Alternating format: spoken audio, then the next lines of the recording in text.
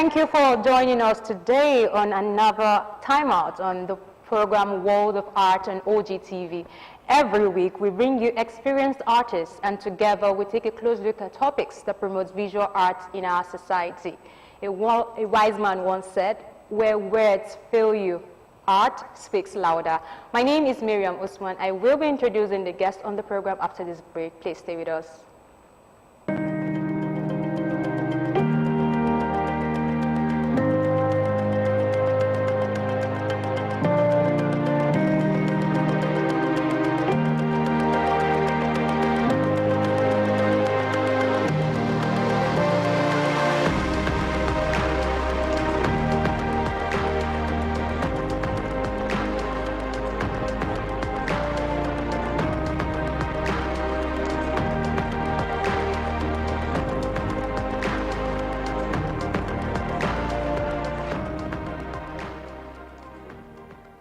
Interesting clips. Yes, it's the World of Art on OGTV. Let me quickly remind you that this program is brought to you by Prince Yemisi Shillon, legal practitioner, Africa's largest private art collector, grand donor and chairman of Council Yemisi Shillon Museum of Art. It's time to meet our guest. Today we are being joined by another interesting guest. She goes by the name Olubukola Bolarinde. She is a professional artist with specialization in painting. She has degrees in architecture and environmental design and engineering with years of experience in the fields of architecture, project management, filmmaking. She is also she qualified as an accountant with BSc Honours from the Welsh School of Architecture, University of Wales. Now there's so much you need to know about our guest on the program, and you can only get more by sticking with us. Yes, I love to call our guest of the program today. If she was a man, I would say jack of all trades, but she's not a man, so I'm just going to say Bukola of all trades. Welcome to the program. Thank you very much, Mariam. Thank you for having me. You have an incredible profile. There's so much to talk about you, to talk about your works, how you do it. I just believe that a lot of people are waiting to, get the spirit from you. So first of all, I'm going to ask you, how did it start for you for art? Because I know you are a master of all. You're into architecture, you're into filmmaking, you're into project management, and then you're a painter. And you're not just a painter, you have incredible works. I mean, thank you. It's everything. So let's start. How did it start for you? Thank you so Painting, much. art. I'm humbled by that introduction. Thank you. It's an honor to be here, and I'm happy to share with you my journey in art. So to take you back, art has always been a part of me. We artists say everybody is an artist. Everyone has an innate gift in them. However, for me, art has been something that I've always been passionate about doing. And then I just found that I loved drawing. The medium I was most comfortable with was like pencil drawing, pen drawings, but I sort of evolved that into painting and trying out new media like acrylic and oil on canvas. That, I think, informed my education in architecture. Okay. I'm a trained architect. I've worked as an architect all of my life, although it's seen me veer into project management in so many different industries. So I have worked in the oil and gas industry, in the banking industry, and most recently in the telecommunications industry, but still in the real estate space as an architect and as a designer. So it's no wonder that I did study architecture, because I believe personally that architecture is art. It is a form of art. It's a form of expression. All architects have art innately in them, and it informs how we design and create buildings. So it's a form of creativity in a way. So it was very easy for me to sort of marry the two parts of me. So art has always been something I was passionate about, and it's a talent that I really, really wanted to hone my skills in and, show the world. I've always wanted to ask, how is it like to juggle around all of this profession? Well, just before we proceed, how long have you been, practicing art now? How long have you been into it, fully been hosting exhibitions and all? So my journey in art started professionally 10 years ago now. So since 2012, but then more commercially. So I started, very sort of small scale, only collectors who knew that I painted or I was an artist, collected my pieces, my works. However, this year I staged an exhibition to make my art more out there, to create an awareness and go more commercial with it. So it's been 10 years. One of the interesting things about having you on the program today is, there's just been a little, I'm not going to say it's a war or a little disparity between architecture and art. And we have someone on the program that is telling us that, art and architecture, they are together. So I'm going to ask you, do you see yourself expressing the artistic part of you in other professions like the architecture, the filmmaking, project management? Do you see yourself blossoming in these areas because you already are an artist? That's a very interesting question, and I must say I've never been asked this question. But to answer it, my answer is yes, definitely. I see the art in me being exhibited in the way I design, the way I design spaces, the way these spaces evolve into forms that create buildings, the way I project manage, my methodology to it is artistic. My inclination is artistic. The way I dress, is artistic. So you'd find that artists will always somewhat, that innate part of you will always show up in everything that you do. So yes, throughout my career, I've found that, my eye for designing, my attention to detail, my use of color, my understanding of palettes still goes right back to art, which is a foundation. What brings us to talking about your area of specialization in art? Or why did you choose painting? I mean, you could just go to sculptors, you could become a metal sculptor, there's just different type of artists you could become. Why did you pick painting? I respect all artists and in all their different modes of expression. I think every single artist has a unique gift, in what they do, being able to create something out of nothing. You have a blank canvas, you're able to paint. Some people it's charcoal, some people it's pencil, and then others, like you said, it's sculptures. The reason I sort of veered towards that, like I said earlier, I'm most comfortable actually with pencil. My pencil drawings are like hyper-realistic, but I found painting very daunting, actually. So that's how it started. It started with me wanting to overcome a challenge, something I thought I couldn't do. Another thing I was very, very scared of was figure drawing. So that is painting human forms, human faces. But I wanted to push myself. I needed to just do it, get it done, and overcome the fear. So that's how I sort of veered into painting. And I found that I was very comfortable with the medium and just kind of stuck there. I mean, look at the screen now. We have some of your work showing and displaying all of that. So let's talk about your expression of your artistic work. It is said that every artist understands his or her own mode of expression better than everyone else. So how would you describe your expression of your work? I think my expression, simply put, I mean, the easiest way to describe it, I think the identity first will be African, and that's who I am. You'd find that a lot of my artworks gives reference to where we are as Africans, the place, our culture, and our people. So you'd find that all of my artworks tell a story.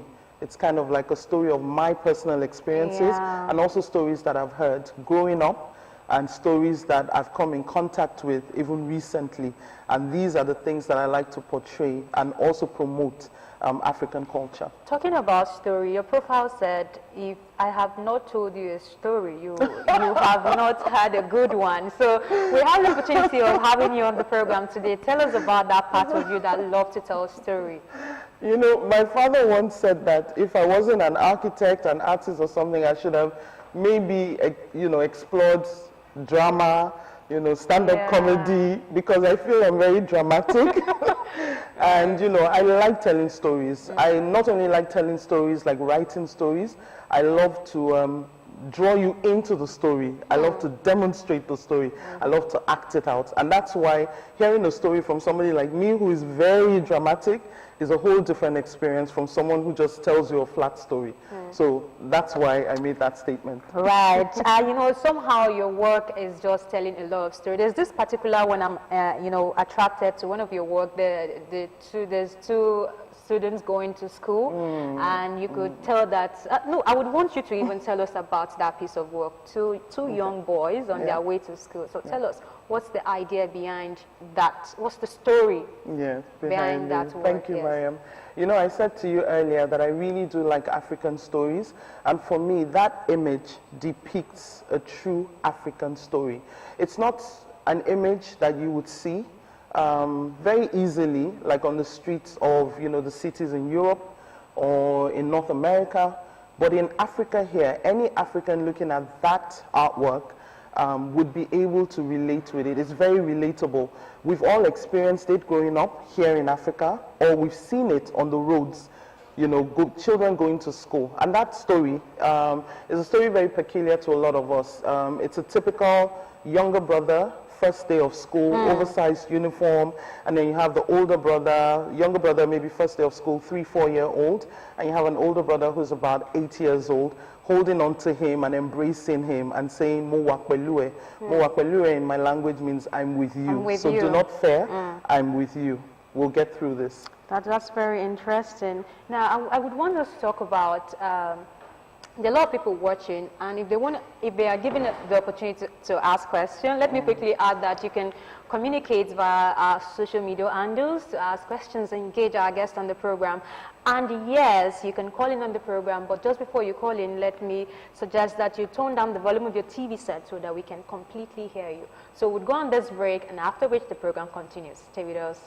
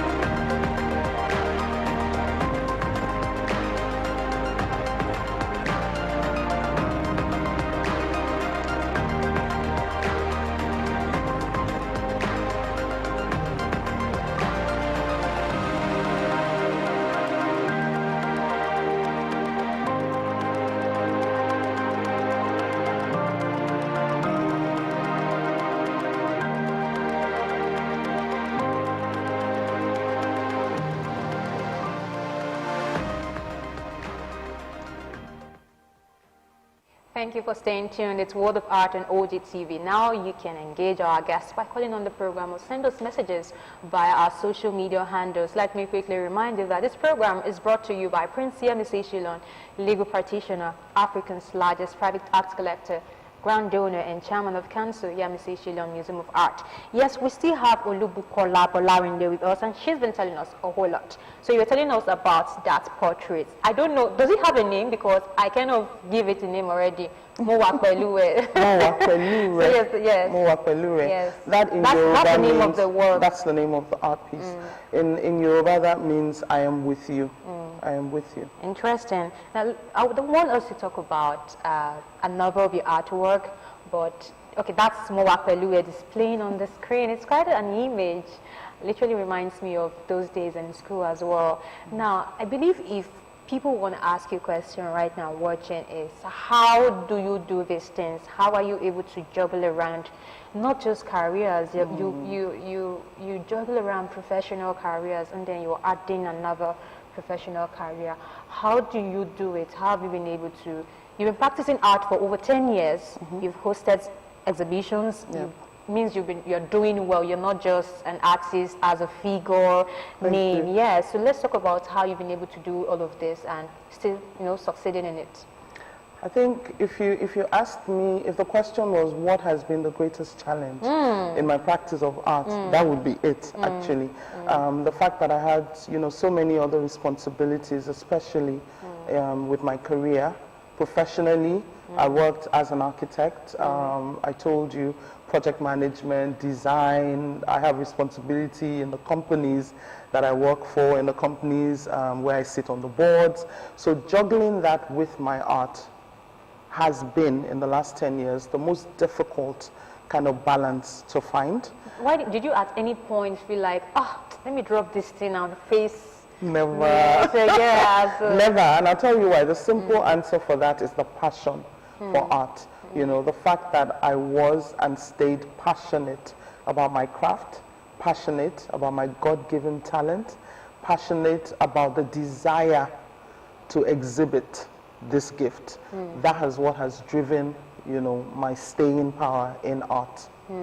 This is very, very interesting. Now let's talk about, you've hosted solo exhibitions before, you've been able to put out your work. How is the experience? How is it like? Before then, let us talk about, being a woman in this field. For this program, I've only interviewed just one woman so far. I don't know if the career is woman friendly or a lot of people just don't want to, disturb themselves with that part. So talk to us about womanhood and being an artist. I personally don't see a demographic when you talk about art. I think art is something that cuts across. You have children that are artists. You have 6-year-old, art prodigies. You have people that are talented and will exhibit their talent no matter what their age is, their sex, or their social status, let's put it that way. So for me, I don't see a male-female domination when it comes to art. I believe it's really balanced. I believe it's really equal, if you want to use that word. There are a lot of thriving female artists, a lot of successful male artists, so I don't think that the art space portrays any sense of discrimination. At least for me, I haven't personally experienced that. Interesting, very interesting. I mean, there's a video of your work where you were working, and it looks like you had the work going on in your sitting room. Yes, so that's still like the part that comes with being a woman and an artist, because you would want to turn everywhere you see to your studio, just to do your work. All right, so we have this question from Facebook. How do you combine architecture with art? Okay, I think we've said that before. I mean, I know a lot of people would want to ask that question. So do you have a mentor? In art, we're speaking about art now. So in art, there are a lot of African artists whose work I have personally collected for over 20 years. I started collecting art, before I started to practice it professionally. And I've always been drawn to contemporary African art. I've always been drawn to pieces that depict African culture. So there's so many Nigerian artists. Okay, I would like to name. Let's take this call. Okay. Thank you for joining us, Ade. Yes, my greetings to the lady in the studio. Congratulations to her as she combined all this wonderful work together as an architect. But my question is this. You really asked the question on my behalf. My question is this. As a woman, as a mother, how does she cope and combine all these things without disturbing the dinner time, the lunch time, all these sort of things? We want to hear from her, please. God bless you. Thank you so much, Ade. Thank you for your question. Almost similar with what we were discussing Very before. similar. Yes. And I think it's important that, we discuss these, issues. Yes, we have huge responsibilities as women. I'm not going to lie. Especially when you're a mother, you have a responsibility to take care of your children. Everybody that I know that knows me in my everyday life asks me this question every single day. How are you juggling the two? But I spoke to that earlier. You see, there's a passion that drives you to do what you do. And with that, you're able to just ease through the struggle bit of it, and it makes it more enjoyable. When you're passionate about what you do and you enjoy what you're doing, somehow it all just kind of works out and balances out. Yeah, so you were telling us about how it was for you for exhibitions and all of that. So time is not by our side. We really have to wrap up now. So take us through how it was hosting an exhibition of your own. It was a very, very huge task. However, I must say that the outcome of the exhibition itself made it all worth my while. I was overwhelmed by the outpouring of support, the outpouring of love, and every single person. It's funny, I still had this conversation with a very good friend of mine yesterday. I said, do you know, when I look back on that exhibition today, I realized that every single person that I invited showed up.